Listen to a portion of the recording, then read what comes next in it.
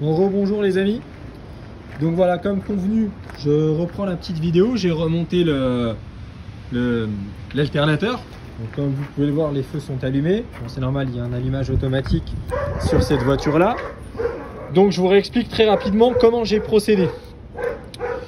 Donc j'avais réinstallé l'alternateur comme je vous avais expliqué dans un premier temps. Donc vous le voyez, l'alternateur il est juste là. C'est la partie qui est la plus grise que je suis en train d'éclairer. Juste à côté, je vais essayer de vous filmer la courroie. On va essayer de... Voilà, vous voyez la courroie qui est juste en dessous. Là, vous voyez deux tuyaux noirs, deux durites. En dessous, vous voyez un espèce de tuyau un peu jaune. Et juste en dessous, il y a la courroie d'alternateur. Donc, la courroie d'alternateur, c'est la courroie d'accessoire. Là où on vient passer la fameuse courroie pour entraîner tout le système qui est juste derrière. Donc, j'ai procédé comme je vous avais dit. J'ai mis une première vis. Alors j'ai commencé par celle qui est cachée derrière le galet tendeur. Ensuite j'ai mis la vis supérieure qui est juste là au-dessus. Donc là vous la verrez pas, mais vous vous souvenez où elle se trouve exactement.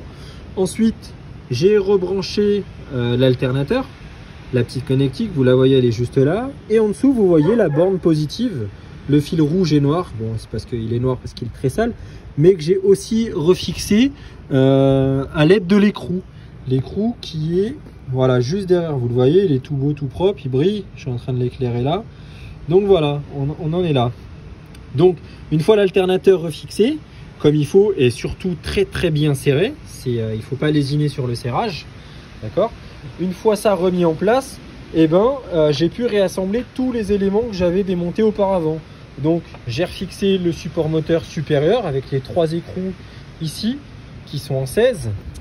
J'avais débranché cette grosse durite d'air.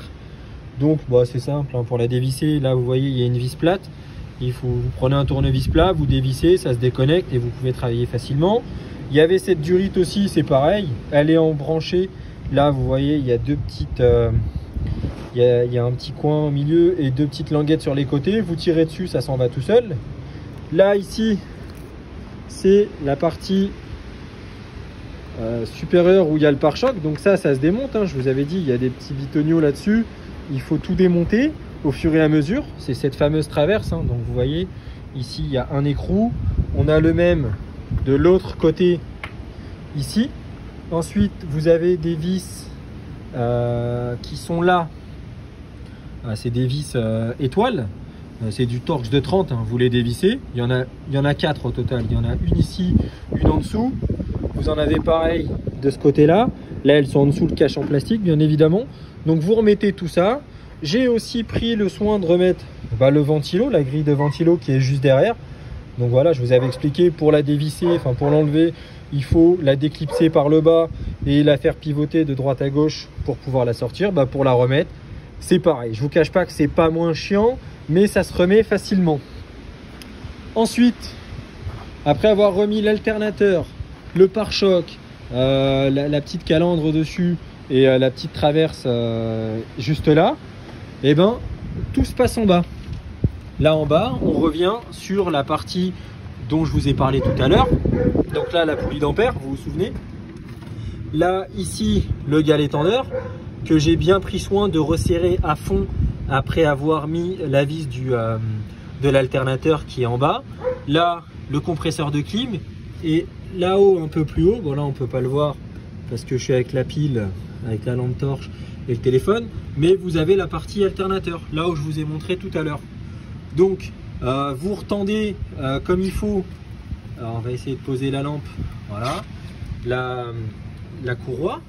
Alors, pour la courroie, je vous avais dit tout à l'heure, hein, vous prenez une clé de 16 à pipe que vous venez insérer dedans. Alors, directement. Et une fois qu'elle est insérée, vous prenez une rallonge. Là, moi, c'est la rallonge de mon gros cliquet. Vous insérez ça dans la clé à pipe. Et puis en faisant des petits mouvements en tirant vers la droite, vous voyez que la courroie elle bouge. Alors plus vous allez tirer fort, plus elle va se détendre. Donc voilà, il ne faut pas hésiter à tirer à fond. Cette partie là, vous pouvez y aller, c'est un longeron en métal, ça ne craint rien. Donc même si vous le rayez, ça va en aucun cas abîmer le véhicule. Et puis voilà, c'est des pièces qui ne sont pas visibles. Donc si vous les rayez, franchement, c'est pas bien grave. Donc voilà pour cette partie-là. Maintenant, ce qui me reste à remettre pour éviter de casser à nouveau cette fameuse poulie d'ampère, et ben, c'est la petite plaque que je vous ai parlé tout à l'heure.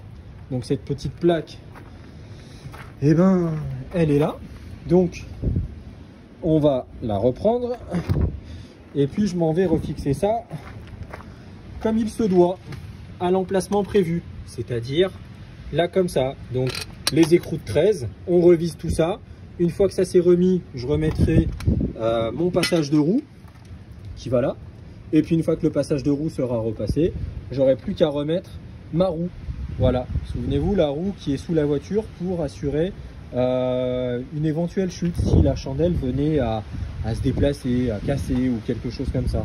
Donc on n'est pas à l'abri d'un accident. Malheureusement, c'est de la mécanique, il y a de l'humain derrière, donc l'accident peut vite arriver. Donc voilà, j'avais pris le temps de tout remonter comme il faut. Je vous avais dit que je vous expliquerai. Si jamais vous avez des questions ou quoi que ce soit, bah, n'hésitez pas à mettre déjà un petit pouce sur la vidéo, un petit like et éventuellement à vous abonner. J'aurai d'autres vidéos à faire sur des choses vraiment très simples. Moi, comme je vous l'ai dit tout à l'heure, je ne suis pas un grand mécano, mais j'ai pris le soin de me renseigner sur internet avec les autres personnes qui ont bien voulu faire des vidéos. Et puis voilà, j'ai mis en pratique tout ça. Donc vraiment, moi je suis plus partisan de je savais pas faire, j'ai appris à faire tout seul et je veux montrer aux gens vraiment dans l'intégralité comment on fait pour démonter ou remonter quelque chose. Là aujourd'hui c'était l'alternateur, mais la prochaine vidéo je vous expliquerai comment j'ai dévissé la poulie d'ampère, comment je l'ai changé. S'il y a besoin de faire des tutos sur changer des disques ou des plaquettes de frein ou des amortisseurs, c'est des choses que je vais être amené à faire dans pas très longtemps sur un véhicule similaire à celui-là. Donc voilà, ce sera vraiment avec grand plaisir et au moins vous verrez que ça pourra vous éviter des dépenses énormes chez un garagiste pour des choses aussi simples que ça. Voilà, et également j'y pense aussi, j'ai la vidange à faire, donc j'ai profité que tout ça soit ouvert. Comme ça, je vais changer le filtre à gasoil, le filtre à huile qui est à côté de la partie alternateur, comme je vous ai dit tout à l'heure. Vider l'huile par la partie supérieure en enlevant le fameux boulon que je vous ai montré, qui était positionné juste à côté de mon cric quand je soutenais le moteur. Et puis voilà. Bah écoutez les amis, j'espère que cette vidéo vous sera utile, qu'elle pourra vous servir. Et puis voilà, si jamais vous avez des questions, n'hésitez pas à les mettre dans les commentaires. Je prendrai le temps d'y répondre et puis à défaut si c'est trop complexe par message, et ben on essaiera de se contacter de manière différente. Voilà, merci à vous et à bientôt sur Mechanic Feeling. Ciao.